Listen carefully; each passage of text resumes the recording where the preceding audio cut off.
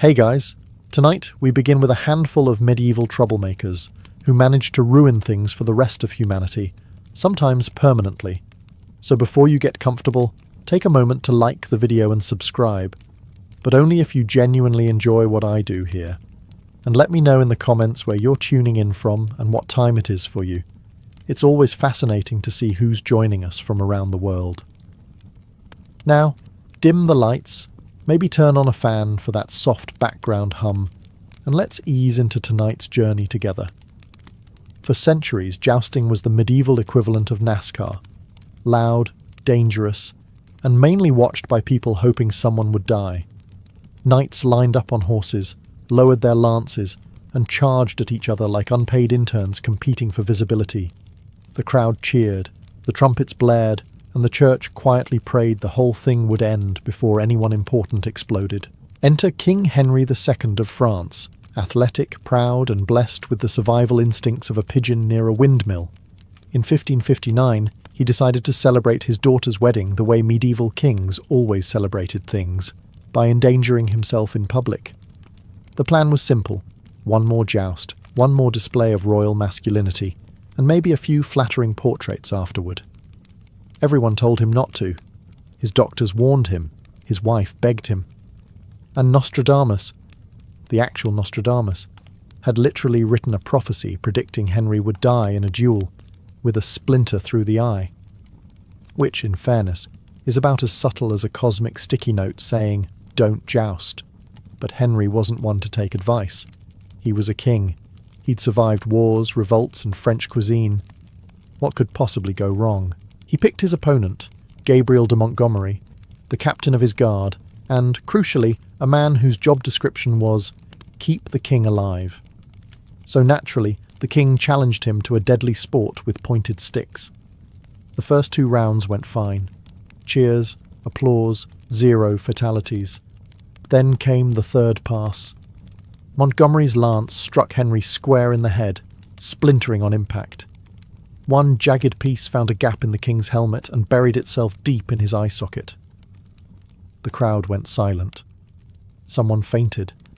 Someone else probably tried to sell snacks. Henry was dragged away, half-conscious, but still insisting he was fine. The medieval version of, "It's just a scratch." 10 days later, after what historians politely call experimental medicine, he died in spectacular agony. France immediately banned jousting. Other countries followed. The era of shining armour and glorious tournaments ended not with a bang, but with one man proving that even kings shouldn't play with sharp objects. And so, thanks to one royal adrenaline junkie, Europe traded its lances for diplomacy, which, ironically, hurt just as much, only slower.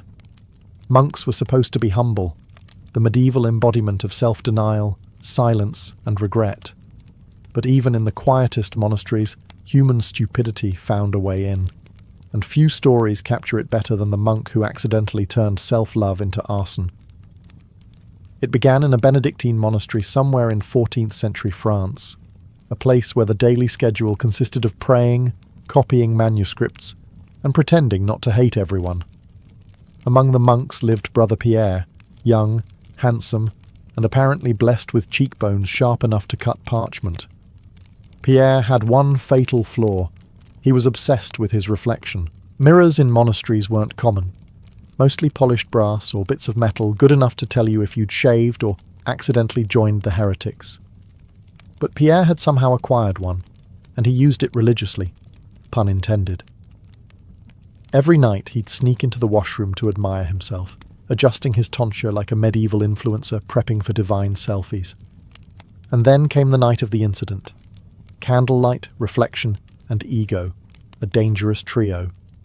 Pierre leaned closer, practicing his pious but approachable look, and somehow knocked his candle into the hay flooring. Within minutes, his vanity project turned into a 5-alarm monastery barbecue. The monks woke to chaos, smoke, shouting, and Brother Pierre running around shirtless, holding his mirror like it was a sacred relic. The abbey was half burned before dawn. The abbot, bald, furious, and smelling faintly of smoke, had seen enough of both fire and self-reflection for one lifetime, So he did what medieval leaders did best. He banned the problem. Mirrors were declared tools of vanity and forbidden in the monastery. For decades afterward, monks shaved by touch, dressed by faith, and went to confession for pride of jawline. The ban spread to other orders. Some even claimed mirrors were portals for demons, which, to be fair, was a better PR spin than Brother Pierre's bad aim. And so, because one vain monk couldn't stop flirting with himself, mirrors became sinful, monasteries got darker, and medieval Europe added another item to its long list of things we don't trust anymore. It wasn't about faith. It was about fire safety. Falconry was the medieval equivalent of owning a sports car, expensive, flashy, and entirely useless, unless you wanted everyone to know you had money. Nobles spent fortunes training hawks and falcons to swoop dramatically through the air and occasionally bring back dinner. It was elegant, prestigious, and slightly terrifying. Then came Lord Geoffrey of Kent, a man whose defining feature was confidence unaccompanied by competence. Geoffrey was determined to stand out among the noble hunters. Falcons, he decided, were overrated. Too common, too mainstream. What he needed was something different, something that screamed, "I am a visionary, but also, I might be an idiot." Enter the owl. Now, owls are nocturnal, solitary, and terrible at teamwork.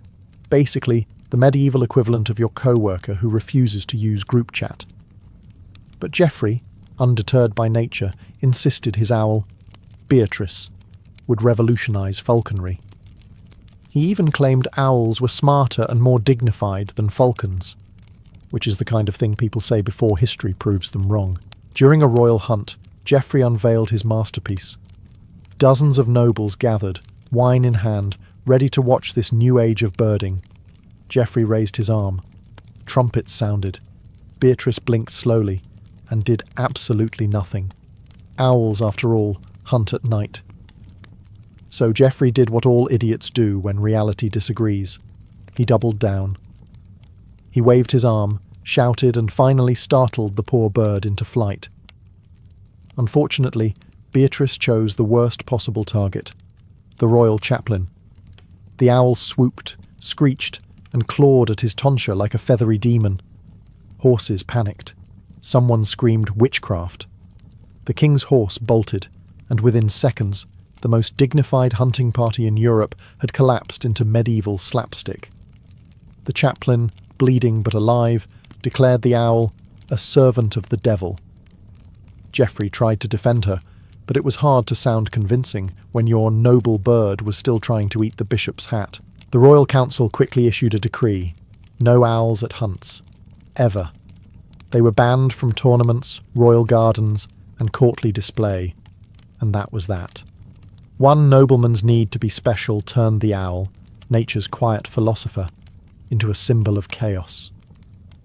Somewhere Beatrice is still hooting, unbothered, waiting for nightfall. And an apology. Medieval Europe wasn't exactly known for style. Most people owned one outfit, one bath per season, and one dream: not dying of dysentery. But among the nobility there was one accessory that truly separated the fashionable from the faithful: the Krakow. Named after Krakow, these shoes featured absurdly long, pointy toes that curled upward like they were trying to stab heaven. The longer your points, the higher your status. Some were so exaggerated that noblemen had to tie the tips to their knees with little chains just to walk, a design choice that said, "I'm rich, but also a danger to myself." Enter Sir Reginald of Essex, a man whose ego could barely fit into his armour. Reginald took footwear seriously. While most nobles stopped their Krakows at a modest 6 inches, he commissioned a pair nearly 2 feet long, hand-stitched Italian leather, decorated with tiny bells, and guaranteed to be noticed by anyone within shouting distance. On Sunday, he wore them to Mass, the medieval equivalent of showing up to church in a Ferrari with your shirt unbuttoned. Unfortunately, the shoes were not built for subtlety. During the procession, one of his pointy toes snagged on a tapestry. The result was spectacular. Reginald tripped, somersaulted forward, and crashed directly into the bishop, taking 2 altar boys and a candelabrum with him. Wax flew. The bishop screamed. The choir stopped mid-hymn. It was, by all accounts, the most exciting thing that had ever happened in that church. The bishop, recovering from what he called a personal assault by vanity, declared long-toed shoes an abomination and distraction from God. Within weeks, the local clergy banned them outright. Other dioceses followed. Before long, Krakows were outlawed across Christendom, and Reginald was known not for his style, but for the Great Trip of St. Albans. Monks preached that the devil lived in those pointy toes. Artists painted demons with matching footwear, and for the first time in history, fashion literally became a sin. Reginald tried to argue it was just an accident, but no one believed him. Pride, they said, always comes before the fall. And sometimes the fall happens right in front of the bishop. The Middle Ages had two great passions, piety and partying, often at the same time, and nothing captured that bizarre balance better than the Feast of Fools, an annual festival that was supposed to mock pride and remind everyone of humility. Naturally, it turned into the loudest, drunkest, least humble event in Christendom. The idea was simple. For one glorious day, the lower clergy could act like their superiors. Monks dressed as bishops, choir boys gave sermons, and someone inevitably blessed a goat. The point was to laugh at the absurdity of human vanity. The result, however, was humanity's absurdity. Period. Enter Brother Roland, a monk who took fool as a personal challenge. He wasn't just participating in the Feast of Fools. He wanted to win it. He stole the bishop's robes, put sausages in the censer instead of incense, and began blessing the congregation with what one witness described as greasy enthusiasm. The smell alone could have converted an atheist. The crowd roared with laughter. Wine flowed. Someone juggled communion wafers. For a brief, glorious moment, the cathedral felt less like a house of God and more like a medieval comedy club. Then the actual bishop walked in. Imagine the look on his face. Centuries of theology, hierarchy, and holy authority, all undone by a monk waving pork at his parishioners. The bishop didn't speak. He just stared, the way a man stares at a barn that's already on fire. The next morning, the church held a meeting, which is medieval for someone's about to be punished.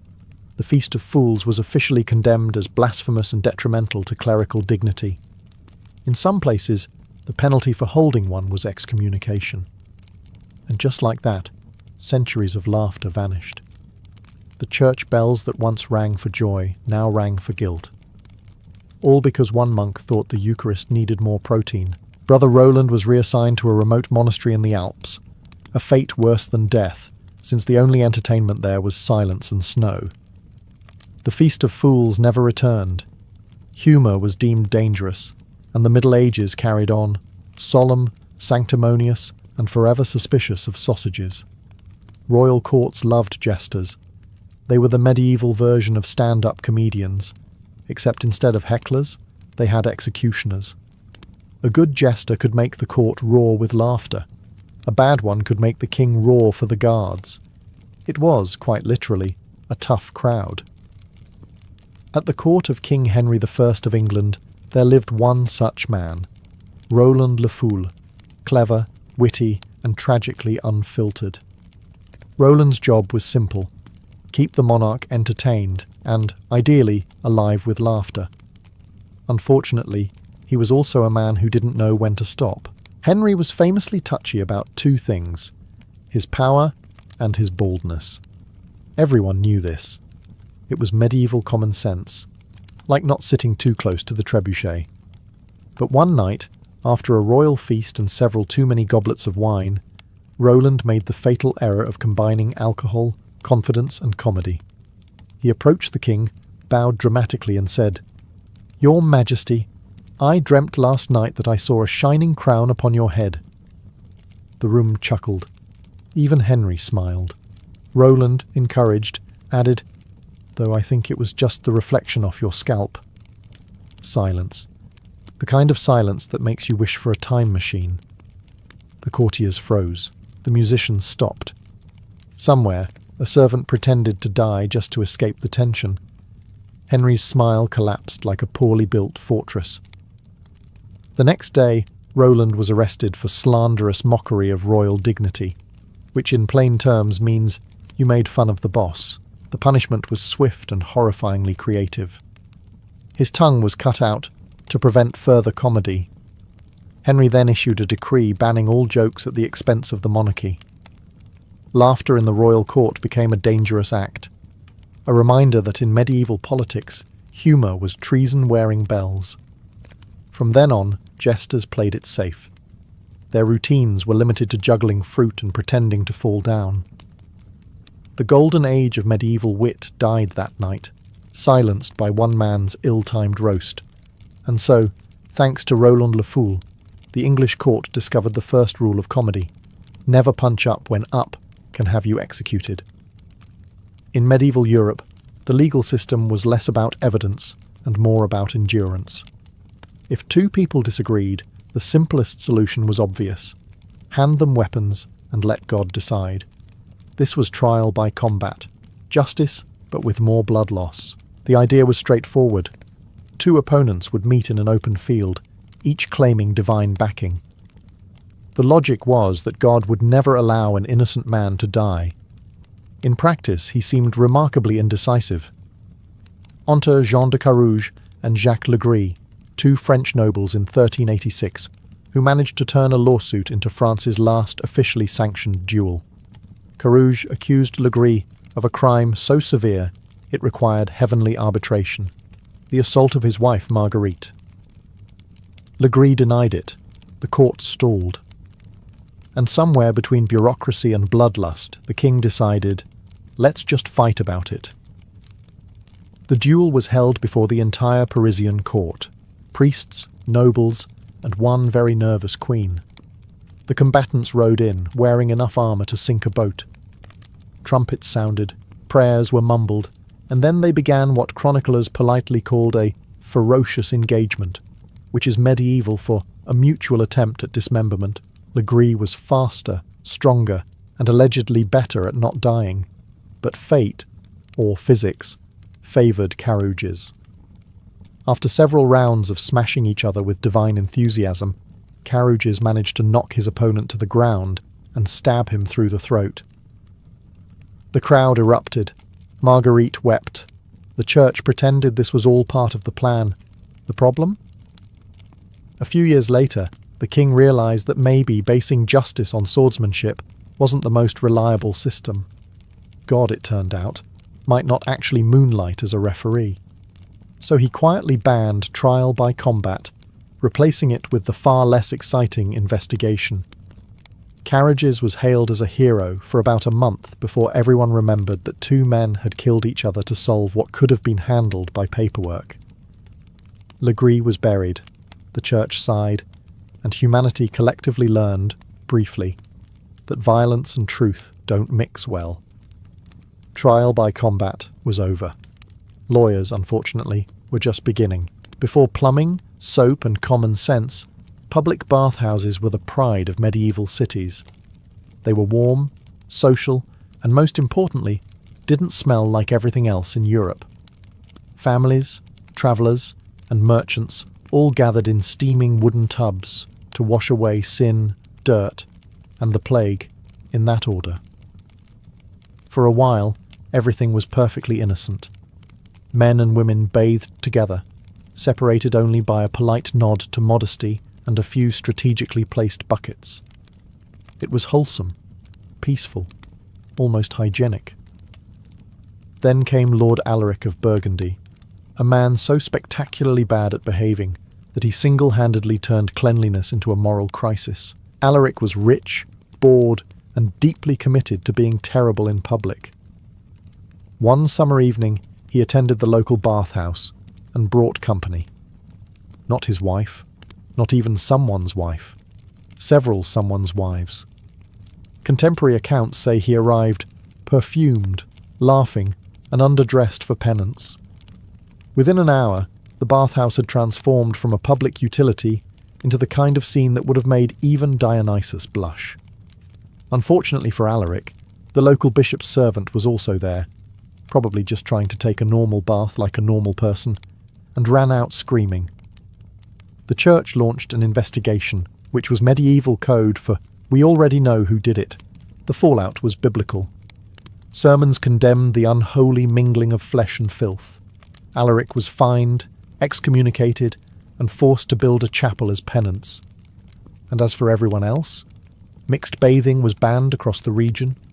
Overnight, bathhouses emptied. Men and women were ordered to bathe separately, or better yet, not at all. The moral panic spread faster than fleas. Soon, cities across Europe followed suit. Priests claimed water opened the pores of the soul, making it easier for temptation to sneak in. By the 15th century, bathing itself was viewed with suspicion.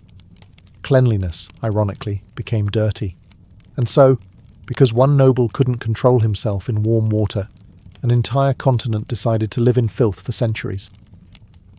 The smell of the Middle Ages wasn't destiny, it was bureaucracy. Thanks to Lord Alaric, the phrase sinful indulgence forever included the act of basic hygiene. In the Middle Ages, bread wasn't just food, it was survival, currency, and occasionally a projectile. For the average peasant, it was the one thing standing between them and a dirt-based diet. But whenever humans rely on something, another human inevitably finds a way to ruin it. Enter Thomas the Baker, a man whose business sense was as stale as his bread. London, 1327. Times were hard. Flour was expensive. And Thomas had an idea so bad it could only end in legislation. He began padding his loaves with rocks. Not pebbles, not gravel. Rocks. Small enough to hide in the crust, heavy enough to fool a scale, and cheap enough to make a profit. The result? Customers were literally breaking teeth. One unfortunate merchant cracked a molar so loudly that the town bailiff heard it from across the market square. Word spread faster than plague gossip. Thomas was dragged before the city officials, who examined the evidence, a loaf so heavy it could double as a weapon. Now, medieval courts weren't known for subtlety. The solution to fraud was usually hanging, mutilation, or public humiliation.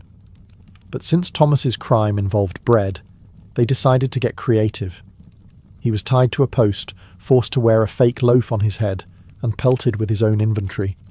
It was justice, but with carbs. Afterward, the council passed a new law to prevent future culinary treason. Bakers would now be required to add one extra loaf to every dozen sold, a safeguard against shortchanging, or in this case dental assault. Thus was born the baker's dozen. Ironically, this act of greed gave birth to one of the most generous traditions in commerce. Every honest baker in London now had to give away free bread, all because Thomas couldn't resist turning lunch into shrapnel. He faded into obscurity, though his legend lived on. The man who made honesty mandatory by being spectacularly dishonest. And somewhere in a medieval tavern, a toothless peasant probably raised a mug and muttered, "At least we got more bread out of it." So next time you buy a dozen donuts and get 13, thank a medieval fraudster with rocks for morals, and even worse for baking skills. If you think church music is boring now, imagine it before anyone discovered melody. For most of the Middle Ages, hymns were basically holy mumbling, slow, monotone chants designed less to inspire and more to make you forget you were alive. The church liked it that way, predictable, orderly, emotionally bankrupt. Then came Brother Antonius, a monk in 13th century Burgundy with too much imagination and too little supervision. Antonius had grown tired of the same Gregorian drones echoing through the stone halls. So, one night, while everyone else was reciting their Kyrie Eleison for the millionth time, he decided to add flair. He sang a second note. It was a harmony, just one note above the main chant, perfectly innocent by modern standards. But to medieval ears, it was like inventing jazz in a monastery. The other monks froze mid-prayer, staring at him as though Satan himself had joined the choir. Someone dropped a candle. The abbot fainted, and Antonius, blissfully unaware of the crisis he'd just caused, thought, that sounded kind of nice. The next day he tried it again, this time with enthusiasm. 2-part harmony, then 3. Before long, he had half the choir experimenting with tone, pitch, and rhythm. It was, by medieval standards, a full-blown musical revolution. The problem was that anything new in the Middle Ages was automatically suspected of heresy. Word reached the bishop, who arrived with the kind of seriousness usually reserved for plagues. After listening to one rehearsal, he declared the harmonies an affront to divine simplicity, and accused Antonius of summoning worldly pleasure into holy sound. In other words, music was cancelled. Polyphony, the use of multiple notes, was officially banned in several monasteries. For decades, the church returned to its safe, flat chants. Harmony was sinful. Emotion was suspicious. And Brother Antonius? He was reassigned to a silent order, which, given his talents, was either cruel irony or divine comedy. Centuries later, musicologists would hail him as an accidental pioneer, the man who brought colour to a monochrome world and got exiled for it. In the end, his great sin was simple. He made the church sound alive. And for medieval Europe, that was one note too many. Medieval London was a city of wood, straw, and optimism, an architectural combination that practically begged for fire. Add in the average peasant's attention span, and you had a recipe for annual disaster. But one fire in particular stood out, the one that made city officials finally say, enough. It began, as all great medieval tragedies do, with a man named Geoffrey, who was just trying to do his job badly. Geoffrey was an apprentice blacksmith, enthusiastic, clumsy, and one misplaced spark away from historical fame. One chilly evening in 1212, he decided to stay late in the workshop. His master had warned him, "Don't leave the forge unattended." Geoffrey naturally heard, "Please, definitely leave the forge unattended." He struck the iron, stoked the flames, and then remembered. He was hungry, so he left for dinner, in a wooden city, with an open fire still burning. By the time he returned, London was a light show. Flames leapt from thatch to timber, spreading faster than medieval gossip. The riverfront went up first, warehouses, taverns and all. The heat was so intense that the lead roof of St. Mary's Church literally melted and flowed down the street like molten frosting. Contemporary accounts claim people tried to save barrels of ale before saving themselves, which feels historically accurate. The fire raged for days, consuming over 3,000 houses. London's Lord Mayor declared that henceforth, no man shall kindle flame after sunset within the city walls. In other words, bedtime for everyone. Candles, hearths, forges, even lanterns were banned at night. It was the first medieval curfew, brought to you by one man's dinner break. Of course, this rule caused its own chaos. Tavern owners complained. Bakers rioted. Thieves celebrated. The city learned to navigate by moonlight, stubbed toes, and prayer. As for Geoffrey, he vanished from the records, which probably means he either fled or was turned into a cautionary bonfire himself. Either way, London got its first real fire safety policy, centuries before anyone invented insurance. So if you've ever been told to blow out the candle before bed, remember, that advice was written in smoke, signed by Geoffrey, and paid for with most of medieval London. In medieval Europe, funerals were solemn affairs. Incense, hymns, tears, and the occasional reminder that life expectancy was about 35 on a good day. But leave it to medieval nobility to look at a quiet burial and think, you know what this needs? Violence. It started in 1241 at the funeral of Duke Raymond of Toulouse, a man so wealthy that even his death drew a crowd. Nobles from all over France came to pay respects. And by pay respects, I mean show off their armour and gossip. The problem with gathering armed competitive men in one place is that sooner or later someone suggests a tournament. Enter Sir Aldric de Vienne, a knight described by one chronicler as a man of enthusiasm but little restraint. While mourners filed past the coffin, Aldric nudged his friend and said, "Wouldn't Raymond have loved one last joust?" His friend, being equally stupid, agreed. Within the hour, lances were fetched, horses saddled, and the solemn funeral procession turned into a spontaneous melee. What began as a memorial tilt quickly devolved into chaos. A squire tripped over a casket rope. A knight missed his target and impaled a banner. One unfortunate monk was launched into a puddle of holy water. The coffin itself tipped over mid-charge, releasing the late Duke into what must have been the worst encore in history.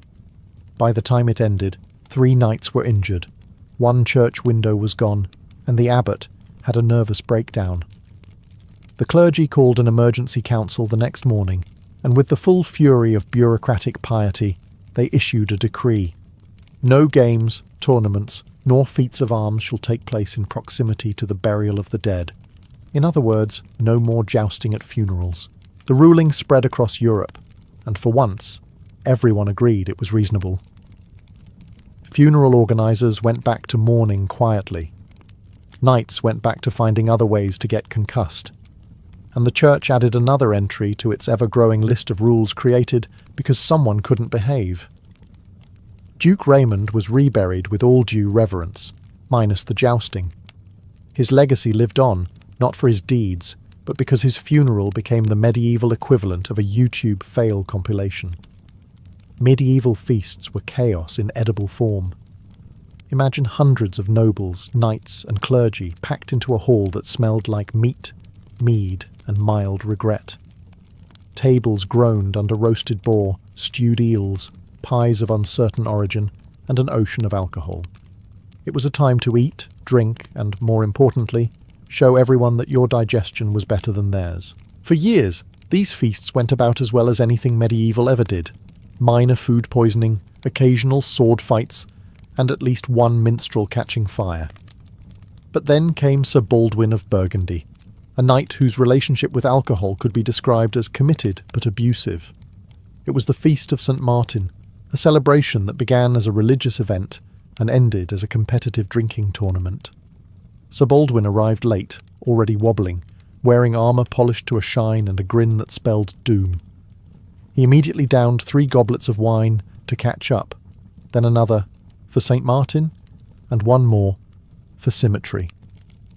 An hour later, the kitchen presented the centrepiece, a glorious roasted chicken meant for the Duke himself. Baldwin saw it, decided divine providence had placed it there for him, and lunged. Unfortunately, another knight, sober, hungry, and less amused, lunged too. The 2 men grappled, cursed, and eventually drew swords, over poultry. The hall erupted, chairs broke, goblets shattered, and one terrified priest hid under the table with the pies. The brawl spread faster than confession rumours. By dawn, 3 men were dead, 12 injured, and the Duke's banquet hall looked like the aftermath of a food fight in hell. The church, horrified, declared public feasts a breeding ground for gluttony and sin. The Crown agreed, banning open feasting and replacing it with smaller, morally supervised dinners. In other words, no fun allowed. Sir Baldwin survived, barely, and reportedly woke up 2 days later asking if he'd won. His legacy outlived him, not in honour or valour, but as the man who made overeating illegal. So next time someone ruins a party, remember, at least they didn't end an entire European tradition over a chicken leg. The Middle Ages didn't need pandemics to cancel events. They had Baldwin. The University of Paris in the 14th century was Europe's intellectual crown jewel, a place of debate, discovery, and occasional fires. It produced philosophers, theologians, and at least one man who made education illegal for everyone else. That man was Etienne of Rouen, a student of theology with big dreams and even bigger delusions. Etienne wasn't content with memorizing Latin or arguing about angels on pinheads. He wanted results. Real, magical, world-bending results. Unfortunately, his definition of research involved less Aristotle and more necromancy. It began harmlessly enough. Etienne bragged to his classmates that he could summon a spirit to help him pass his exams. They laughed, as all smart people do before something explodes. Determined to prove himself, he borrowed a forbidden grimoire from a Dominican friar, and decided to conduct his great experiment in the dormitory basement, because that's where all brilliant disasters begin. By candlelight, surrounded by chicken bones and the smell of wet parchment, Etienne chanted his spell. At first, nothing happened. Then the temperature dropped, the candles flickered, and something began to growl from under the floorboards. Accounts vary on what exactly emerged. Some say a demon, others a very angry cat. Either way, Etienne screamed, tripped, and kicked over a lamp. The result? One collapsed staircase, 2 terrified scholars, and a building that burned for 2 days. When the smoke cleared, Etienne was found singed but alive, clutching the book and insisting it almost worked. The university disagreed. The rector banned the study of all occult and infernal arts on campus, declaring that the pursuit of wisdom shall not involve sulphur. Other universities quickly followed suit, outlawing astrology, alchemy, and anything that made professors nervous. Etienne was expelled, excommunicated, and later rumoured to be tutoring peasants in applied invisibility, which probably meant hiding from creditors. The church cited his fiasco as proof that unchecked curiosity leads to ruin, a moral they've been repeating ever since. And that's how one over-eager student turned magic from a subject of study into a sin. Universities traded spells for syllabi, and Europe entered a new era of safe, unimaginative scholarship. All because Etienne tried to cheat on his finals, with Satan as his study partner. Every kingdom had a bard, the medieval version of a YouTuber with a lute. They sang heroic ballads, flattered nobles, and occasionally slipped in jokes sharp enough to get them killed. But one bard went too far, and in doing so, made sure nobody in England ever laughed freely again. His name was Thomas of Norwich, a wandering musician known for his quick wit and poor sense of self-preservation. Thomas had entertained the courts of England for years with harmless humour, mostly about monks, merchants, and the French. But in 1314, King Edward II gave him a new audience, and his final mistake. Edward wasn't exactly popular. He had just lost disastrously at Bannockburn, his nobles hated him, and his love life was the talk of every tavern. In short, the perfect subject for a comedy set. Thomas, apparently unaware of the term too soon, decided to perform his latest song, The Ballad of the Cowardly King. The lyrics were clever, the rhyme impeccable, and the crowd howled with laughter for about 30 seconds. Then the room went quiet, the kind of quiet that only happens when everyone suddenly remembers they enjoy breathing. Edward didn't laugh. He didn't even blink. He simply turned to his guards and said, "Arrest the musician." Thomas was dragged from the hall mid-rhyme. The next morning, the king issued a decree banning any verse, song, or public utterance bringing dishonour upon the crown. It was the medieval equivalent of deleting the comment section. Minstrels across the realm panicked. Some rewrote their songs to be purely flattering. Others fled to Scotland, where jokes about English kings were considered national treasures. As for Thomas, he wasn't executed, which frankly was merciful by medieval standards. Instead, he was banished from every royal court in England, condemned to perform only in taverns. He spent his remaining years singing about love, wine, and hypothetical monarchs who resembled no one in particular. His ban lived on.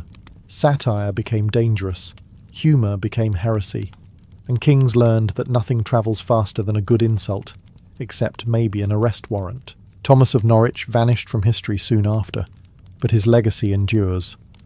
The man who proved that in the Middle Ages it wasn't the sword that killed, it was the punchline.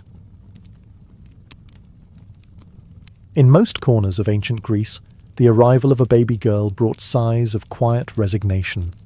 Daughters were destined for weaving, marriage, and obedience, background figures in the grand drama of their fathers and brothers. But in Sparta, the cradle rocked to a different rhythm. When a Spartan girl entered the world, she was not judged by her gender, but by her strength. At birth, midwives inspected her body, checking her limbs, her cry, her vitality. If she appeared weak or sickly, she faced the same grim fate as any unfit boy: exposure on the slopes of Mount Taygetus. In this harsh system, mercy bowed before survival. Sparta's creed was simple: only the strong should live. From her first breath, a Spartan girl belonged not merely to her family, but to the state. The city itself was her guardian and her purpose. Her parents might nurture her, but Sparta shaped her destiny. She was not to be hidden in domestic silence or wrapped in layers of modesty. Instead, she was to grow loud, proud, and unbreakable. Her duty was clear: to one day give birth to sons who would die for Sparta, and to be strong enough to endure that truth without weeping. Even her appearance reflected the state's values. While Athenian women were pale from staying indoors, Spartan girls tanned under the open sky. Their hair was kept short for practicality. Their limbs hardened from constant motion. The body was a weapon, and it had to be trained. They ran, they wrestled, they threw the javelin, and they learned rhythm through dance, not for vanity, but to cultivate control and precision. In Sparta, beauty was measured in symmetry, not softness, in vitality, not fragility. From childhood, Spartan girls heard the same words repeated in the agora and the home alike. You give birth to warriors, not cowards. That sentence was both a compliment and a command. The city expected its daughters to be fearless, outspoken, and loyal above all else. Their strength was the foundation of the state's survival, because without resilient mothers, there could be no resilient soldiers. And thus, from infancy, every Spartan girl was born not just into a family, but into a mission. From the moment a Spartan girl could walk, her world became a living arena.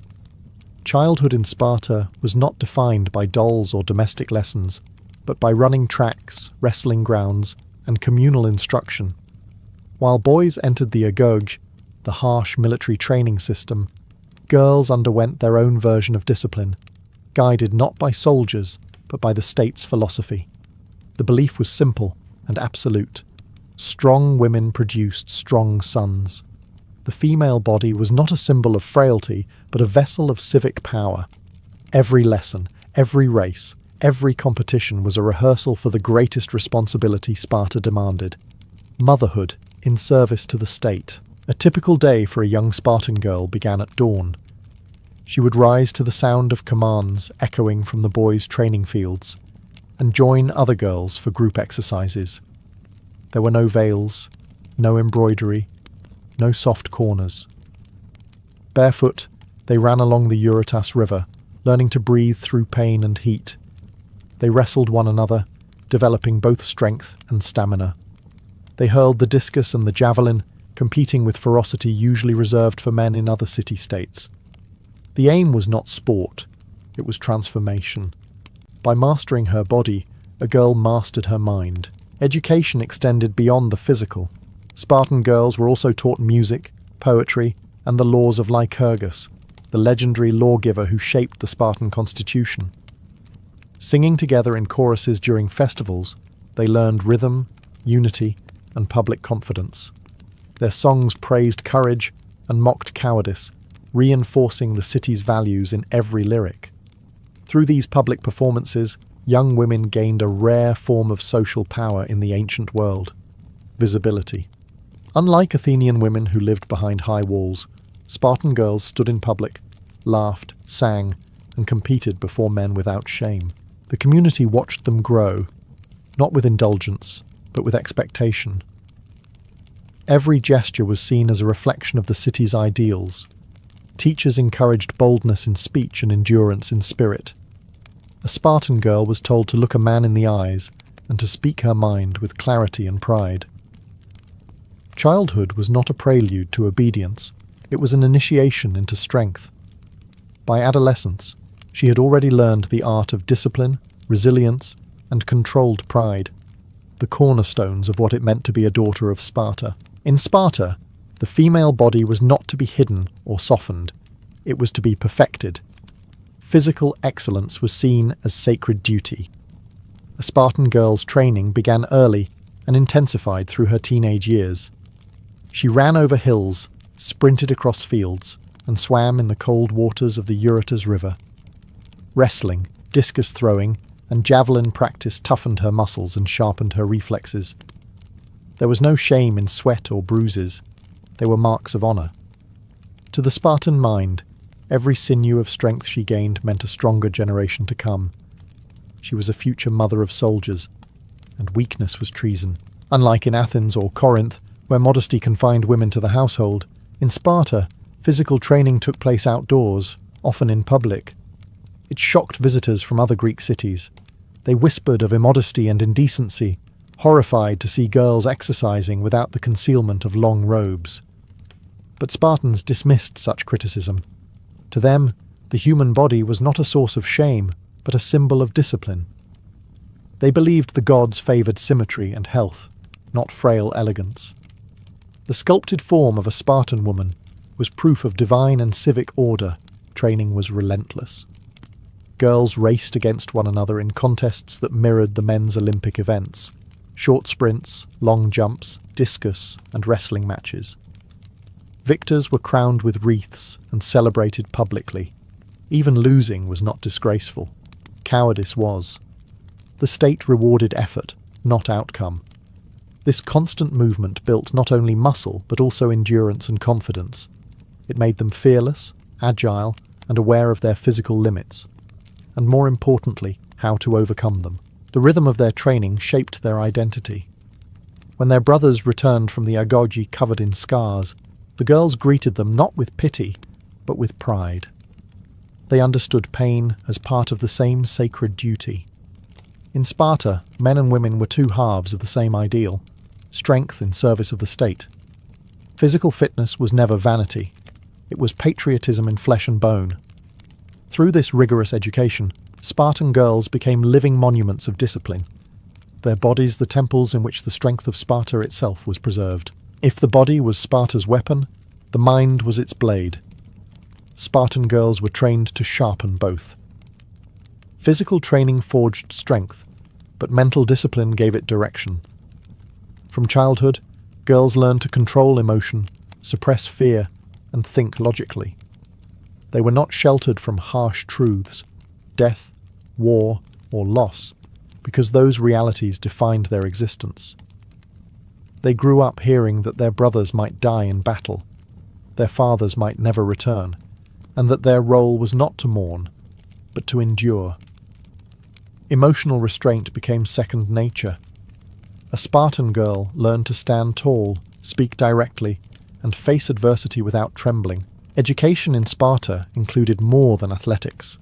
Girls were taught literacy, an uncommon privilege for women in the Greek world.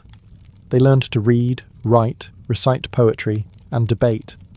This intellectual education was not aimed at turning them into philosophers, but into women capable of raising disciplined, intelligent citizens.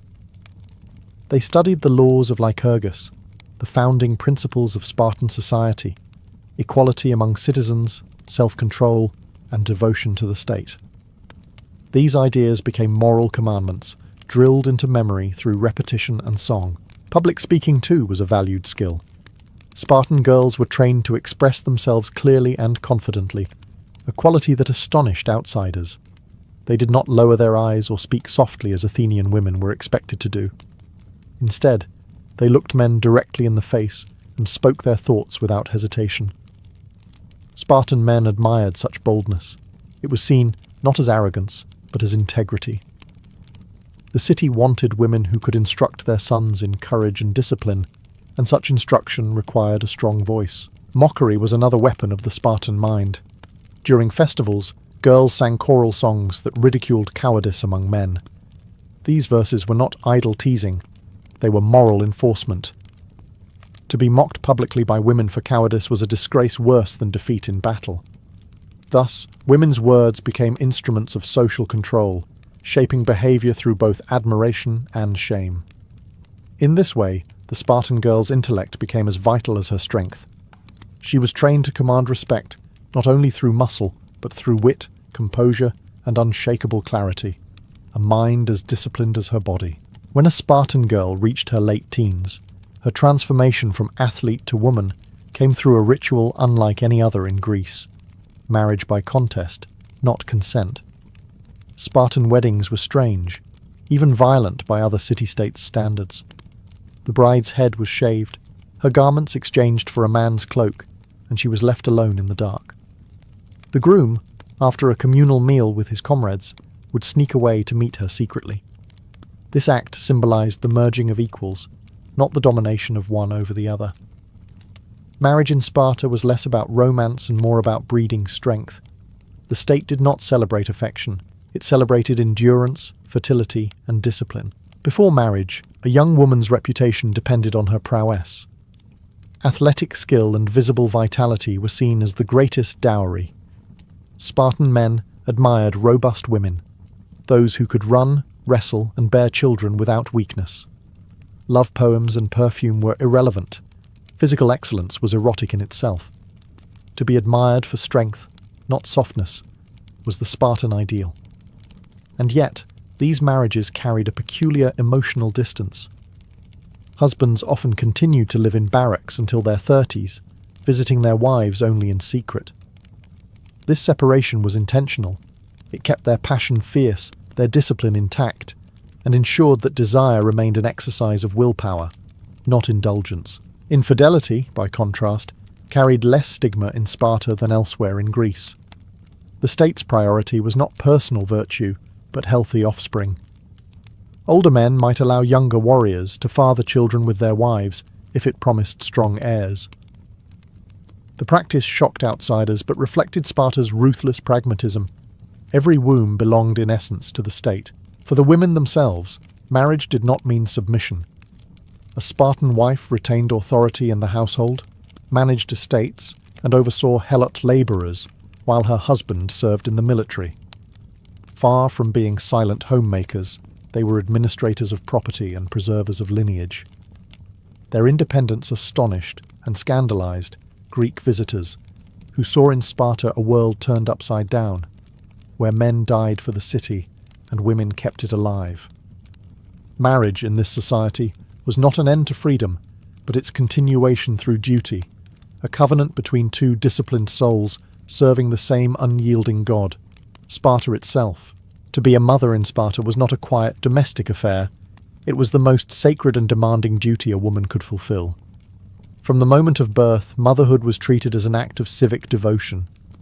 A Spartan woman's worth was measured not by beauty, wealth, or charm, but by the strength and courage of her children. Bearing sons who could serve and die for the city was her highest honour. Yet motherhood here did not soften her, it hardened her further. Spartan mothers were expected to face childbirth without fear, to endure pain in silence, and to greet the cries of newborns not with tenderness, but with pride. Every child born in Sparta was a potential warrior, and every woman was a guardian of that destiny. From the cradle, a mother began shaping her child's spirit. "Come back with your shield, or on it," she would one day tell her son before battle. Words that became a national motto. Such phrases were not poetic exaggerations. They were spoken truths. A Spartan woman who mourned too publicly, or who wept excessively for her fallen son, was shamed. Her grief was expected to be silent, dignified, and laced with pride. The city demanded not tears, but legacy. Even the way mothers raised daughters reflected the same principle. They did not teach submissiveness, but resilience. Spartan girls were told stories of women who had sent multiple sons to war and rejoiced in their bravery. They learned that weakness was not just personal failure, but a civic flaw. The ideal mother was not merely a nurturer, she was a living emblem of self-control and strength. Her voice moulded the ethos of the home just as the Agog moulded the men. These women also wielded surprising authority. While their husbands served in distant campaigns, Spartan mothers managed property, helots, and family affairs with full autonomy. Their control over estates gave them financial power unseen elsewhere in Greece. But with that power came immense pressure.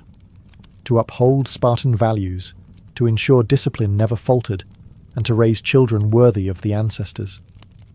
To be a Spartan mother was to live in permanent service to the state, balancing affection with austerity.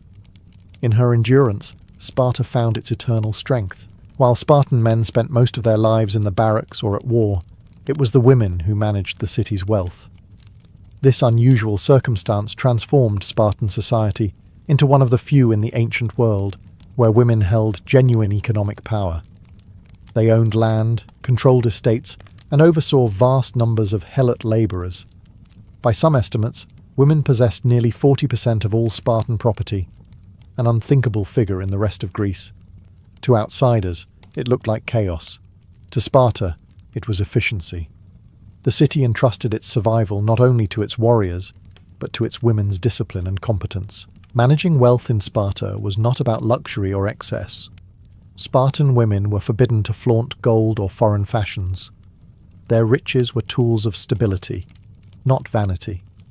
They directed harvests, distributed food, maintained livestock, and ensured that the military system functioned while men were absent. In essence, they became the administrators of the Spartan war machine's economic heart. Their success or failure directly affected the soldiers' ability to fight, and thus the city's fate. This authority made them respected, but it also made them feared. Their sharp tongues and decisive manners shocked visitors who expected docility. The political influence of women was indirect but undeniable. A Spartan mother's opinion could sway her son's courage. A wife's ridicule could shame a husband into valour. Their voices carried moral weight in public discourse, shaping how honour and duty were perceived. They didn't sit in councils or hold titles, but their presence was felt in every decision that touched the household, and the household was the foundation of the state. Naturally, this power drew criticism. Greek writers like Aristotle accused Spartan women of arrogance, claiming they ruled over their men and corrupted the state's discipline. But such accusations reveal more about foreign discomfort than Spartan reality. In truth, these women upheld the very order that made Sparta feared across the Greek world. They were the invisible hands behind the iron front, guardians of wealth, enforcers of virtue, and custodians of stability. The Spartan woman, wealthy yet austere, embodied a paradox. She ruled a household yet served the state, commanding power while submitting to duty. A queen within invisible borders, loyal only to Sparta. In most Greek cities, a woman's silence was considered her virtue. But in Sparta, silence was cowardice. Spartan women were famous, or infamous, for their bold speech. They mocked, praised, and commanded with a sharpness that startled outsiders. Their words carried authority, and their wit was legendary. They didn't whisper behind closed doors. They spoke in the public square, at festivals, and even to kings.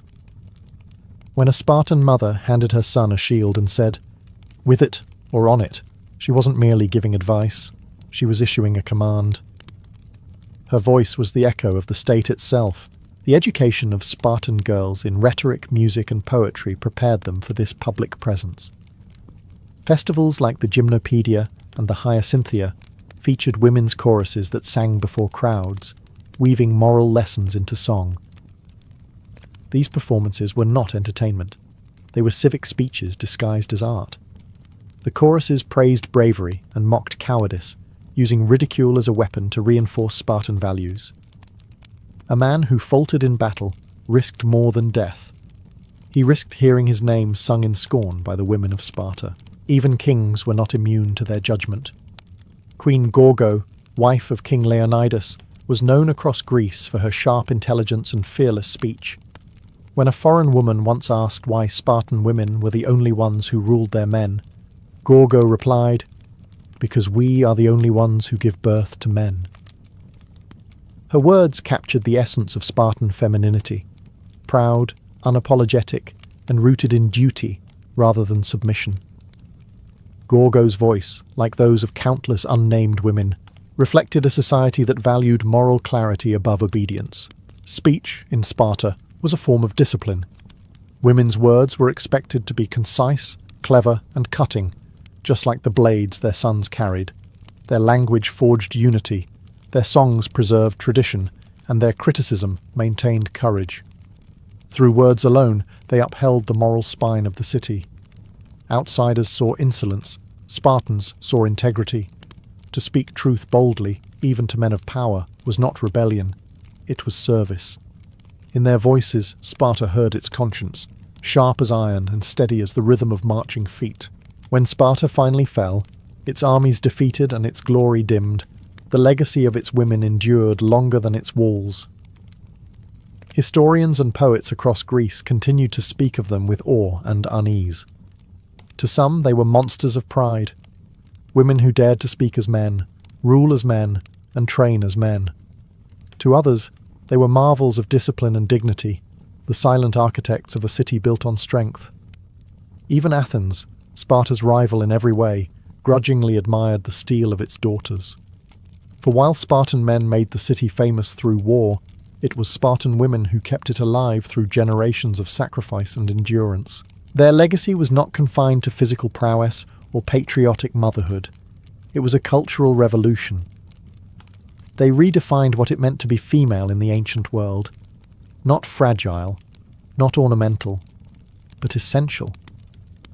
They stood as living proof that the body of a woman could be a political instrument, a weapon of continuity, and a symbol of moral order.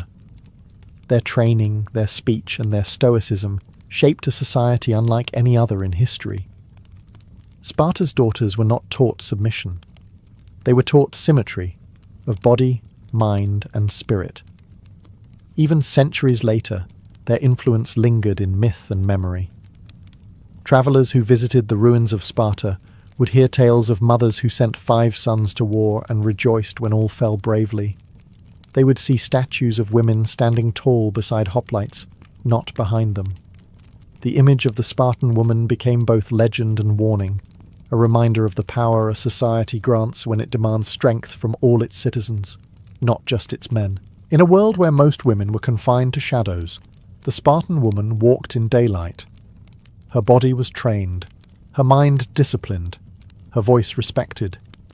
She lived not for luxury, but for purpose, to uphold the fragile balance of a warrior state that depended as much on her fortitude as on the men's swords. Though the city that created her is long gone, her legacy endures as one of history's most radical experiments, a civilization that built its power not just on warriors, but on the women who made warriors possible. Beyond the golden gates of Topkapi Palace, past the tiled courtyards and marble fountains, there lay a forbidden world that few men ever saw, the imperial harem. To foreign ambassadors, it was whispered about as a paradise of pleasure, filled with exotic women serving the sultan's desires. But those who truly understood the empire knew that behind those silk curtains was not a playground of passion, but a battlefield of politics. Every glance, every whisper, every favour could shift the balance of power in the Ottoman court. The harem was not merely a household, it was an empire within an empire. At its heart lived hundreds of women from across the known world, Circassians, Georgians, Greeks, Persians, Ukrainians and Arabs, each brought to the palace as tribute, captives or gifts. Most arrived as frightened teenagers, stripped of family and freedom, yet some would rise higher than any vizier or general. Because inside the harem, the sultan's affection was only the beginning. True survival required intelligence, charm, and an understanding of intrigue that rivaled any minister's cunning. The harem was organized like a military structure, each woman assigned a place in its hierarchy. At the bottom were the odalisques, the servants, girls who swept marble floors, tended lamps, and dressed their superiors. Above them were the concubines, chosen for their beauty or wit, waiting for a chance to catch the sultan's eye. Those who succeeded might become favourites, their chambers adorned with silk and silver, their names whispered throughout the palace. Yet, each promotion came with peril. A wrong word, a jealous rival, or a shift in the sultan's favour could end a woman's fortune overnight. Above all others reigned the Valide Sultan, the sultan's mother. Her authority was absolute within the harem, her word law even to her son. She controlled the staff, oversaw education, and arranged marriages within the royal household. The Valide Sultan was the silent architect of dynasties, her power rivaling that of any grand vizier. To understand the Ottoman court, one had to understand her influence, the invisible hand guiding the throne. Behind jewelled screens and velvet cushions, she ruled not through force, but through mastery of human ambition. In the harem, power was soft-spoken, perfumed, and absolutely deadly. Every woman's journey in the Ottoman harem began at the lowest tier, as an odalisque. The word meant chambermaid, but within those marble walls, it carried far heavier meaning. Odalisques were not courtesans or companions. They were servants, the invisible machinery of the Sultan's private world. Most were young girls, purchased or gifted to the palace from across the vast Ottoman territories, Circassia, Georgia, Greece, Albania, or the Balkans. Torn from their homes, they were brought into a world where obedience meant survival, and silence was a language of its own. The harem was their universe, and its rules were absolute. Each odalisque was assigned to a mistress, perhaps a concubine, a favourite, or a royal princess, whom she would serve loyally. They cleaned, dressed, bathed, and waited on their superiors from dawn until dusk.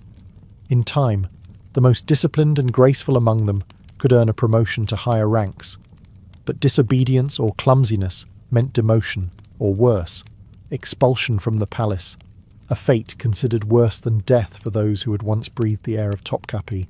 Despite their status as servants, odalisques were not neglected. They were carefully educated and trained to fit the empire's refined aesthetic. Tutors taught them music, poetry, manners, embroidery, and the art of movement. The palace physicians ensured they stayed in perfect health while eunuchs oversaw their discipline. Beauty was not enough. A girl had to embody poise, intelligence, and grace. The Sultan's court demanded more than decoration. It demanded perfection. The possibility that one day the Sultan might notice her, even in passing, kept many odalisques alive with quiet hope. But beneath that hope simmered rivalry. Every girl knew that one fortunate glance from the Sultan could elevate her above hundreds of others. Behind gentle smiles, envy brewed like poison. Friends could become enemies overnight. Whispered gossip could decide a future. And yet, within this fragile order, alliances also formed, small sisterhoods of survival among the powerless. The odalisque's life was both a cage and a ladder. For most, it ended in quiet service. But for a rare few, it became the first step on a path toward unimaginable influence, a climb from servitude to sovereignty, one silken step at a time. From among hundreds of odalisques, a select few were elevated to a new and perilous rank, concubine of the Sultan. This promotion was not merely a privilege, it was an initiation into the empire's most dangerous game. To become a concubine meant being chosen, not for service, but for the possibility of intimacy with the ruler of the world's most powerful Islamic empire. Yet this honour was as much a burden as it was a dream. For the moment, a girl caught the Sultan's eye. Her life was no longer her own. She belonged to him, body and soul, and her worth would now be measured by her ability to please, to charm, and ultimately, to produce an heir. The chosen concubines underwent a complete transformation. They were dressed in luxurious silks, perfumed with rose oil, and adorned with jewels that once belonged to fallen queens. Their behaviour was reshaped by tutors who taught them the refined arts of conversation, poetry, and etiquette. They learned how to move gracefully, to dance with restraint, and to speak in the soft melodic Turkish of the palace. But beneath the elegance lay an unspoken truth. Beauty without cunning was useless. Many concubines discovered that surviving the Sultan's favour required intelligence sharper than any blade. Not all concubines ever met the Sultan. The harem was enormous, and only a handful were ever summoned to his chambers. For those who were, the encounter could change everything. If the Sultan was pleased, the woman might become a Kadin, an official consort with her own quarters, servants, and privileges. If not, she might fade back into obscurity, her silks replaced by linen, her hope extinguished. Jealousy thrived in these corridors. A smile from the Sultan to one woman could spark quiet fury in 100 others. Rumours spread like smoke, and alliances were made or broken in whispers. Eunuchs guarded the doors, but no guard could stop ambition. For each concubine, the path upward was paved with charm and deceit alike.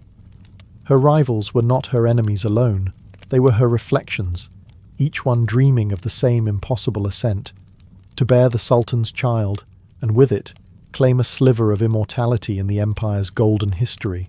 Above the concubines rose a select few known as the Guzda, meaning the favoured ones. These women were no longer servants, they were the Sultan's chosen companions, the elite circle whose smiles could bend the empire's destiny. To be named a favourite was to live under constant scrutiny and intoxicating privilege. Their chambers shimmered with gold-threaded drapes and marble fountains. Their meals were served on silver trays. Their gowns were sewn from the rarest silks of Bursa. But luxury came with invisible chains. The Sultan's love was fickle, and the higher a woman climbed, the deadlier the fall. Aguzda had succeeded where hundreds failed. She had captured the Sultan's affection. Yet affection alone was not enough. Her true test was endurance.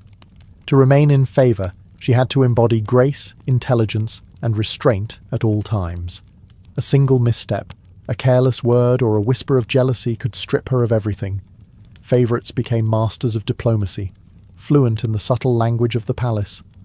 They learned when to flatter, when to fall silent, and when to plant an idea in the Sultan's mind so gently that he believed it was his own. Many Guzda became quiet political players, using their influence to secure positions for allies or favour certain advisors. Through them, the harem's invisible hand extended into the empire's politics. A smile at the right banquet or a word whispered through the Valid Sultan could change the course of a vizier's career. Yet, these intrigues were carried out with surgical precision. The Sultan's heart was the battlefield, and flattery was the weapon. But perhaps the most perilous moment for a favourite came when affection deepened into attachment. If she bore the Sultan a child, especially a son, she would rise even higher. But her life would also grow infinitely more dangerous. The other favourites would watch her with suspicion. Rivals would conspire, and eunuchs would listen for signs of arrogance. Many a Guzda met her end not through the Sultan's wrath, but through poison poured by jealous hands. Within those perfumed halls, survival depended on balance, the ability to stay beloved yet never threatening, adored but never indispensable. To be a favourite was to dance daily on the blade of empire. To bear the Sultan's child was to cross a line few women ever reached, a transformation from concubine to Kaydin, an official consort of the Sultan. With motherhood came both reverence and risk. The Kaydins were the mothers of princes, the future of the Ottoman dynasty, and thus the most valuable and vulnerable women in the empire. Their lives revolved around one mission: to ensure their son's survival and, if fate allowed, his ascension to the throne. In a world where power flowed through bloodlines, the womb was a weapon. Each Kardin was granted her own private apartments within the harem, complete with servants, attendants, and eunuchs. Her status depended on the Sultan's affection, but even more on the gender of her child. To give birth to a daughter brought honour, to bear a son brought power. The boy would be raised by tutors, trained in war and governance, while his mother became his protector, advisor, and political strategist. From that moment on, her future was bound entirely to his. If he rose, she would rise with him. If he fell, her fall would be swift, and often fatal. Competition among the Kardins was relentless. The harem, though veiled in silence and beauty, was built on rivalry. Each mother watched the others with polite smiles and quiet calculation. They exchanged gifts and compliments, but their hearts guarded suspicions sharper than daggers. The death of one prince meant safety for another. An accident in the nursery could alter the empire's succession. Even the Valide Sultan, the Sultan's mother, observed these rivalries with caution, knowing that too much ambition among the Kaydins could ignite chaos in the palace. Still, these women were not powerless pawns. They were educated, eloquent, and skilled in persuasion. Their letters to the Sultan were crafted like poetry, their conversations filled with flattery and subtle influence. Through them, foreign ambassadors found allies and viziers found enemies. In the Sultan's private moments, a Cardan's voice could shape decisions that would echo across the empire. Yet beneath all the silk and ceremony lay a cruel truth. Their glory was temporary, their peace fragile. In the Ottoman harem, motherhood was both a crown and a curse, a gift that could lead either to immortality or to ruin. At the very summit of affection stood the Haseki Sultan, the Sultan's chief consort, his official favourite, and often the mother of his most beloved children. To become Haseki was to rise from the scented shadows of the harem into the light of power itself. Her name was spoken in the same breath as viziers and pashas. Her influence reached beyond the harem's latticed walls and into the empire's political heart. Yet the path to this title was paved with brilliance, calculation, and often blood. The word Haseki meant the chosen one, and the woman who bore it was unlike any other in the harem. She had captivated the Sultan not just through beauty, but through intellect, composure, and timing. Her days were spent in a delicate balance of love and politics, comforting the ruler of an empire while subtly shaping his decisions. No official decree could name her as ruler, yet her whispers could decide wars, marriages, and executions. She was the invisible vizier of the Sultan's heart. Her chambers were palaces within palaces. Adorned with Iznik tiles and perfumed gardens, they symbolized her unparalleled status. Dozens of odalisques and eunuchs attended her every need. Yet even in this luxury, the Haseki Sultan walked a tightrope of danger. Her power rested entirely on one man's favour, and the harem was filled with eyes waiting for her to stumble. A single illness, a rumour, or the birth of another woman's son could threaten her position overnight. To survive, she needed both love and fear. Love from the Sultan and fear from everyone else. History remembers the most legendary of them all, Hurrem Sultan, known in the West as Roxolana. A former slave from Ruthenia, she rose to become the lawful wife of Sultan Suleiman the Magnificent, something no concubine had achieved in centuries. Her intelligence and political cunning transformed the empire's inner court, making her one of the most powerful women in Ottoman history. Yet her rise also marked the beginning of an age of intrigue, the Sultanate of Women, when mothers and wives shaped the throne through charm, letters, and whispered manipulation. To be the Haseki Sultan was to wear the crown of affection, and the dagger of envy pressed eternally against one's heart. Above every woman in the harem, above the concubines, the favourites, even the Haseki, stood the Valide Sultan, the Sultan's mother. Her word was law within those perfumed walls, her authority absolute. She did not compete for affection. She possessed something far greater, legitimacy. As the mother of the reigning Sultan, she held the one relationship that could never be replaced. While lovers might come and go, a mother's position was eternal, and her influence extended beyond the palace into the very heart of imperial power. The Valide Sultan occupied her own lavish apartments, known as the Valide Dairesi, a palace within the palace. Hundreds of servants, eunuchs, and attendants served her, and her wealth rivaled that of the Grand Vizier. She oversaw every aspect of the harem: discipline, education, appointments, and punishments. Every woman, from the lowest odalisque to the Sultan's favoured consort, ultimately bowed before her authority.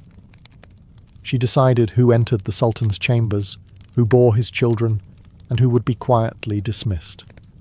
Her influence reached even into the empire's politics. Foreign ambassadors sought her favour, knowing that a few well-placed words from her could alter the Sultan's mood, or his alliances. But her power came at a heavy cost. The Valide Sultan lived surrounded by ambition and deceit, even from within her own bloodline. She was both protector and rival to the women who might one day replace her. Her son's favourites, her grandson's mothers, her potential successors. The Ottoman court was a serpent's nest, and the Valide's wisdom was her only shield. Those who lacked cunning were quickly consumed. The most legendary among them, Kösem Sultan and Turhan Sultan wielded immense influence, commanding armies, managing state affairs, and at times even ruling in place of child sultans. Their reigns marked the pinnacle of female power in Ottoman history, yet, even for the Valide Sultan, life was a game of balance. Too much control risked alienating her son, too little invited chaos within the harem. She ruled with velvet gloves over iron hands, maintaining order through fear wrapped in grace. The Valide was not merely the Sultan's mother. She was the empire's heartbeat, the matriarch behind the veil, the queen whose throne was carved not from gold, but from obedience. No story of the Ottoman harem can be told without the silent figures who guarded, managed, and often manipulated it from the shadows, the eunuchs.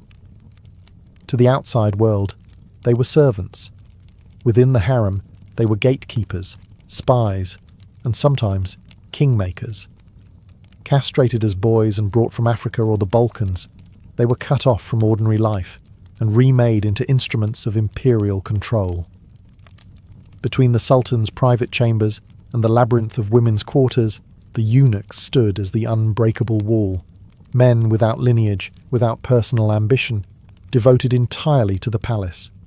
Or at least, that was the theory. At the top of this hidden hierarchy was the Kızlar Ağası, the chief black eunuch, one of the most powerful figures in the Ottoman Empire. His keys unlocked the harem gates, and his words reached the Sultan's ears faster than any vizier's. He oversaw all correspondence between the harem and the outside world, carrying messages from the Valide Sultan, arranging marriages for royal daughters, and managing the vast estates that funded the harem's luxury. In an empire obsessed with rank and purity, his unusual position, neither fully male nor fully servant, gave him a freedom unmatched by any official. He could move where no man could go, and hear what no minister dared say.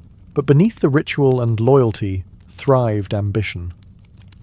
Many eunuchs used their proximity to power to build immense fortunes and political influence. Some became patrons of mosques, schools, and markets, their names etched into the architecture of Istanbul. The Kızlar Ağası often acted as an intermediary between the Sultan's mother and the imperial council, shaping policies from behind the veil. His allegiance could determine who lived in favour and who fell from grace. A whispered warning or a withheld letter could destroy a life overnight. Yet for all their authority, eunuchs were prisoners too. They lived within the palace walls, bound by duty and isolation, their loyalty enforced by fear and dependence.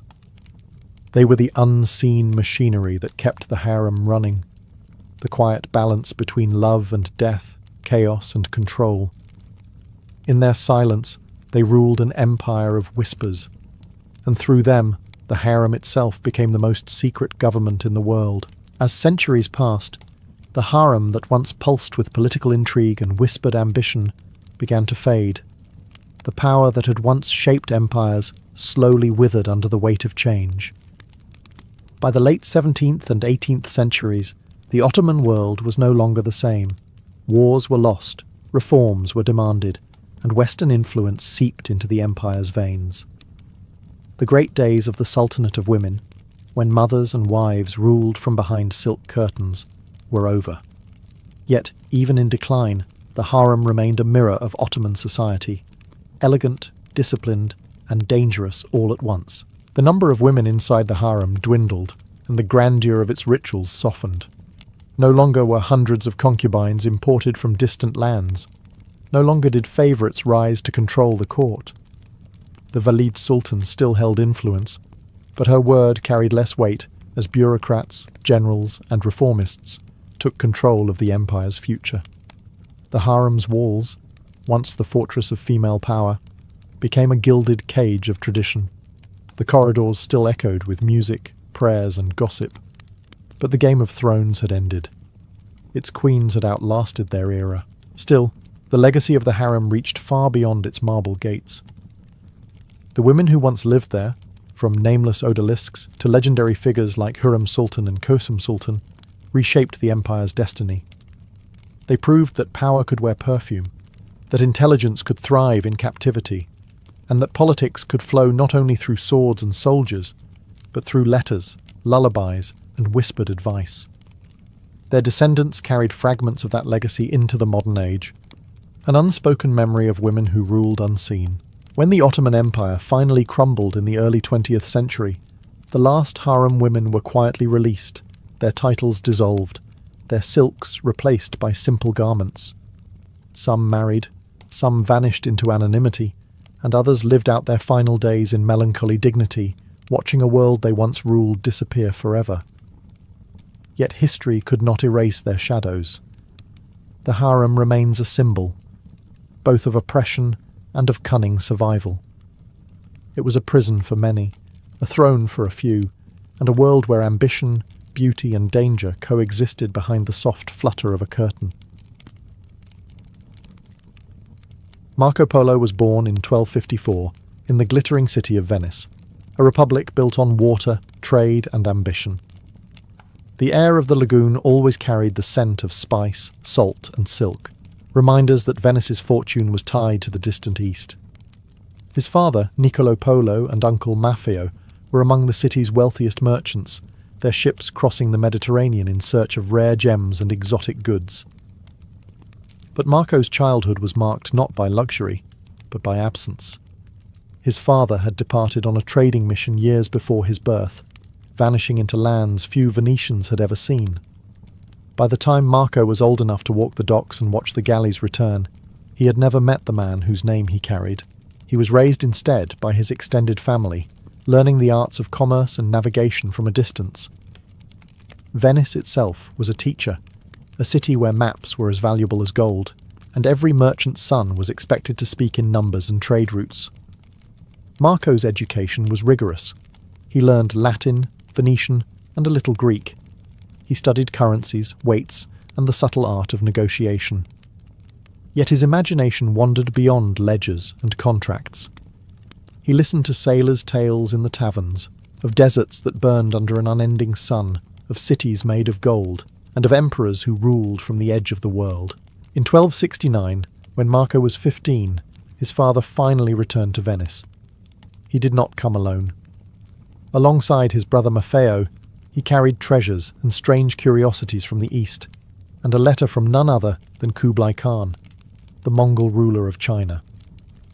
The brothers told of their first journey through Constantinople and Bukhara, of their audience with the great Khan, and of the Khan's invitation to return, this time bringing Christian scholars and sacred oil from Jerusalem. Marco listened in awe as they described lands beyond imagination: Persia, Samarkand, Cathay, names that sounded like magic. When they prepared to return to fulfill the Khan's request, Marco refused to be left behind. At just 17, he left the marble canals of Venice for a road that stretched thousands of miles across deserts, mountains, and empires.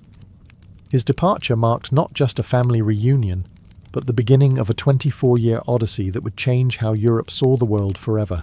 In 1271, Marco Polo set out from Venice with his father Niccolo and his uncle Maffeo, embarking on a journey that would span nearly a quarter of a century.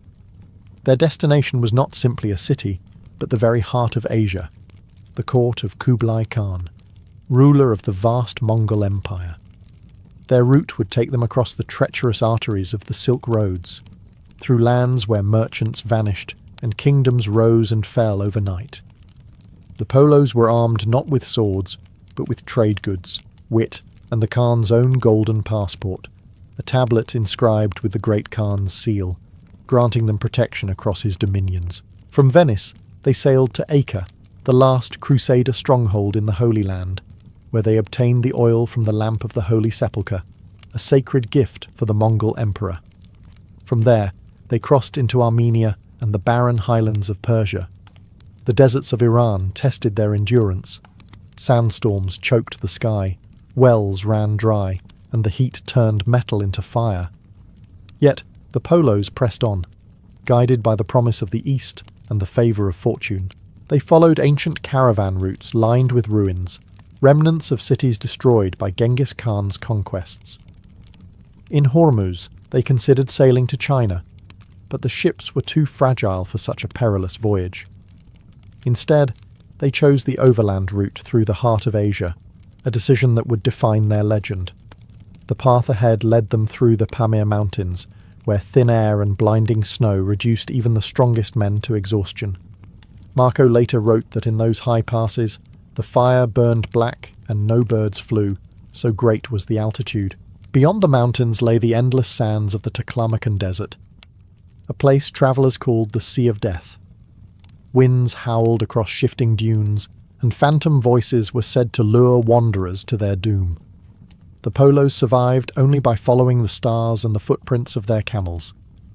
Along the way, Marco's eyes opened to the vast diversity of the world: Persian astronomers, Turkic nomads, Buddhist monks, and Muslim scholars. For a young Venetian merchant, the journey became more than trade. It was a passage into the unknown, the slow awakening of a European mind to the immensity of Asia. After months crossing Persia's deserts and caravan routes, the Polos reached the formidable Pamir Mountains, the roof of the world. Rising like frozen fortresses between modern-day Tajikistan and Afghanistan, the Pamirs were unlike anything a European had ever seen. Jagged peaks clawed at the clouds, and icy winds howled endlessly through the valleys. The air was so thin that even fire refused to burn properly, and travellers often fell ill from exhaustion or madness. For Marco, still in his teens, it was a brutal introduction to the sheer scale of Asia and the fragility of human endurance in its face. Caravans moved slowly through narrow passes laden with goods from far-off lands: jade from Khotan, silk from China, and spices from India. Snowstorms buried trails overnight, and avalanches could erase entire groups of travellers without a trace. The Polos learned to trust their guides, weathered men who could read the shifting moods of the mountains like scripture. At night, they camped under stars brighter than any in the Venetian sky. Marco later described the heavens above the Pamirs as so near that one could imagine touching them. It was here that the young Venetian began keeping detailed notes of geography, customs, and landscapes, observations that would later astonish Europe. As they descended from the heights, the world changed again. The harsh silence of snow gave way to the wind-swept plains of Central Asia. They entered lands once ruled by Genghis Khan. Vast stretches dotted with Mongol jurs, felt tents, grazing herds, and campfires flickering like stars upon the earth.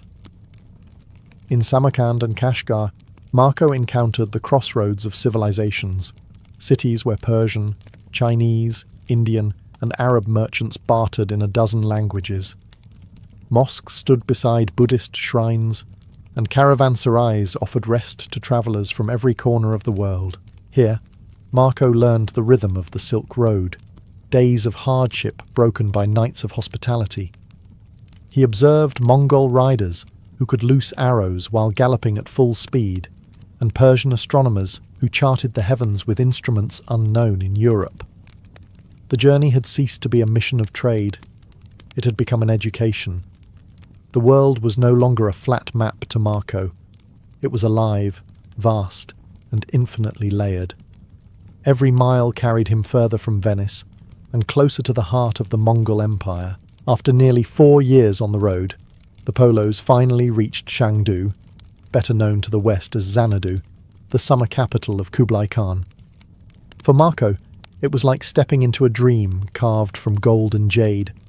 The palace shimmered with marble walls, gilded roofs, and gardens so vast they seemed endless. Streams ran between pavilions, and tame lions and leopards lounged beneath blossoming trees. The Khan's palace, Marco would later write, was the greatest and most magnificent that ever was. But what truly captivated him was not the wealth. It was the ruler himself. Kublai Khan, grandson of Genghis Khan, was unlike any monarch Marco had ever imagined. He ruled an empire that stretched from the Pacific Ocean to the Black Sea, the largest the world had ever known. Yet he received the Polos not as conquerors might, but with the calm curiosity of a scholar. The great Khan had long been fascinated by Europe, and their arrival fulfilled a promise made years before. Niccolo and Maffeo had once assured him they would return with Christian emissaries. Though the priests they brought turned back in fear, the Khan welcomed the Polos with open arms, intrigued by their courage and their knowledge of trade, languages, and far-off Christendom. Marco, with his youthful charm and keen observation, quickly attracted the Khan's attention. The Mongol ruler recognized intelligence when he saw it, and soon began to test the young Venetian with questions about the West, its kings, its faiths, and its technologies. Impressed, Kublai appointed Marco as an emissary within his vast court. From that moment, Marco was no longer a mere traveller. He was a servant of the most powerful man on earth. Life at the Mongol court was a theatre of splendour. Feasts stretched for days, with musicians from Persia, jugglers from India, and dancers from China performing under lanterns that glowed like stars. Thousands of courtiers moved in silence at the Khan's command. But beneath the grandeur lay a sense of order, discipline, and intellect. The Khan encouraged learning, debate, and innovation. Marco found himself standing at the crossroads of civilizations, witnessing the fusion of East and West long before the world even knew they could meet. Marco Polo's life changed forever when Kublai Khan appointed him as an imperial envoy, a trusted messenger of the Mongol court. It was an extraordinary honour for a foreigner, and one that carried immense responsibility. The Khan saw in Marco something rare: a quick mind, a sharp memory, and the calm courage of a born diplomat. Fluent in several languages and endlessly curious, Marco became the Khan's eyes and ears across the empire. His journeys would take him through lands that no European had ever seen, from the mountains of Tibet to the tropical kingdoms of India and Burma. The role of emissary demanded more than endurance. It required tact. Wherever Marco went, he carried the authority of Kublai's golden seal, a symbol that guaranteed him passage, food, and safety across the empire. He met governors, scholars, and generals, observing every detail of their cities, customs, and courts. In Yunnan, he marvelled at elephants clad in armour. In Tibet, he encountered monks who lived in silence, surrounded by spinning prayer wheels. In Burma, he described golden pagodas that glittered under the blazing sun. Marco recorded everything, not just the splendour, but the logic behind it: the irrigation systems, the postal stations, the paper money, and the bureaucratic precision that made the Mongol Empire function like clockwork. He was not merely a spectator. He was a bridge between worlds. His Venetian background allowed him to understand trade, while his immersion in the Mongol court gave him insight into Asian governance. Marco grasped how the empire connected merchants from the Mediterranean to the Pacific through roads guarded by Mongol soldiers and rest stations stocked with supplies. It was a network of order and intelligence that Europe could scarcely imagine. Years passed as Marco moved from province to province, earning the trust of local rulers and the admiration of the Khan himself. Wherever he went, he adapted, eating local food, learning local etiquette, and even adopting the flowing robes of a Chinese nobleman. The Venetian merchant's son had become a citizen of the world. By the time he returned to Kublai's court, he was no longer a foreigner. He was part of the empire's fabric, his fate now inseparable from the destiny of the great Khan. During his years as emissary, Marco Polo came to know the heart of Kublai Khan's empire: China, or as he called it, Cathay. What he found there defied everything Europe believed about the East. The cities were vast beyond imagination, the people disciplined and industrious, and the wealth seemingly endless. Roads paved with stone stretched farther than any Roman highway, while canals threaded the countryside like silver veins, carrying barges heavy with rice and silk. Nowhere, Marco later wrote, was there such order, such plenty, such splendour. For a Venetian accustomed to the narrow alleys of his lagoon city, China was another world. He spent years in the empire's northern capital, Khanbalik, modern-day Beijing, where the Khan ruled from a palace that dwarfed the cathedrals of Europe. The walls were painted in vermilion, the roofs gilded in gold, and the throne room could hold thousands. Marco observed how the Mongol rulers had blended their nomadic traditions with the administrative genius of the Chinese. He witnessed the use of paper money, a concept that astonished him. Of no intrinsic worth, he wrote, yet accepted everywhere as gold.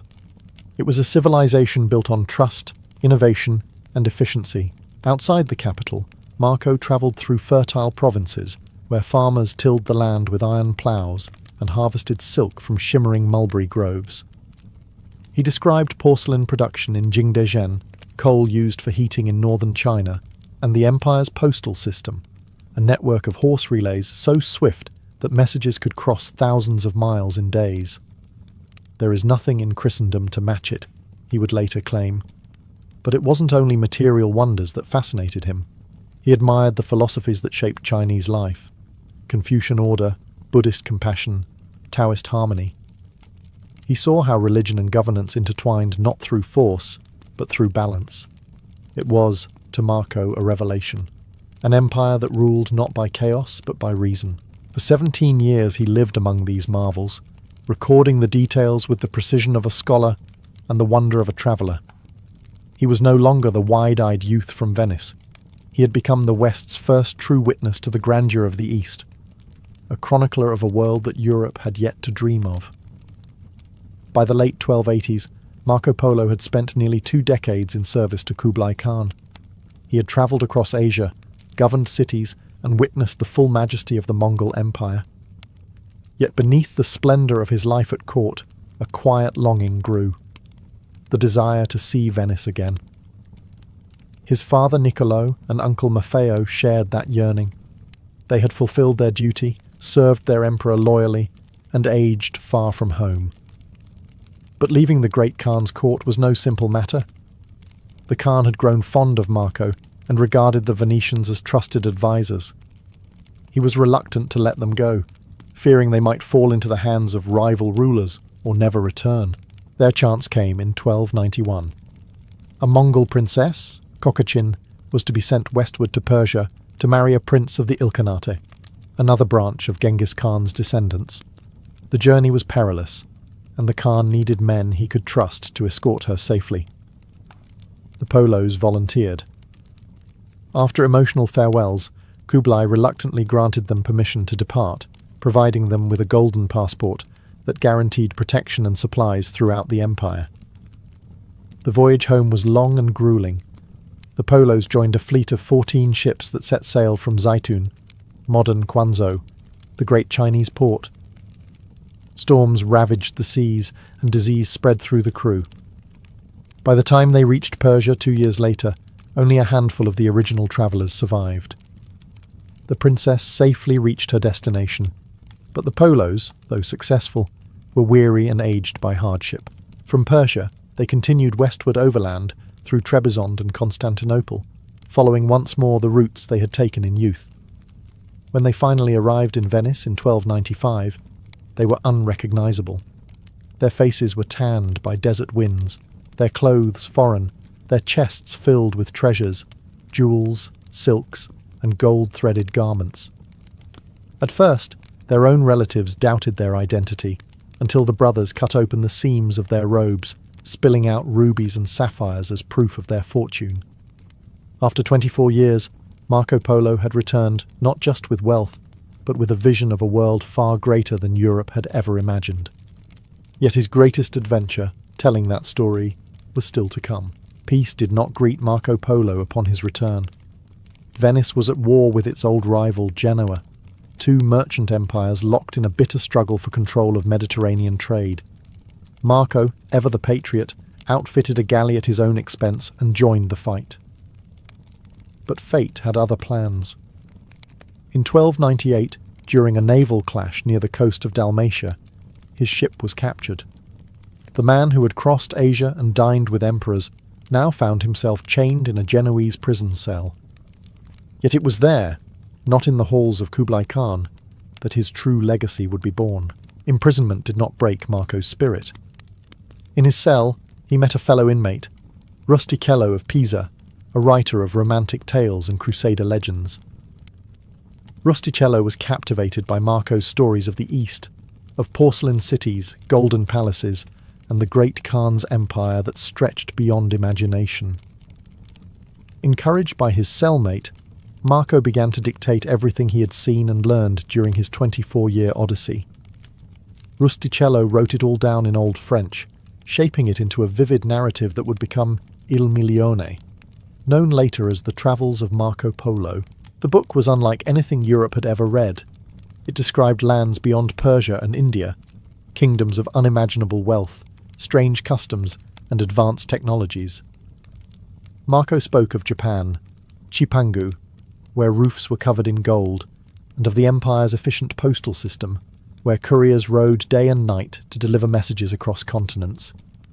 He recounted black stones that burned like wood, coal, paper money that held more trust than gold, and cities larger and cleaner than any in Europe. Readers were both enthralled and sceptical. Some dismissed him as a liar, others hailed him as a prophet of discovery, yet his words ignited a spark of curiosity that would shape centuries to come. Long after his release and return to Venice, the travels spread across Europe, copied by hand and translated into many languages.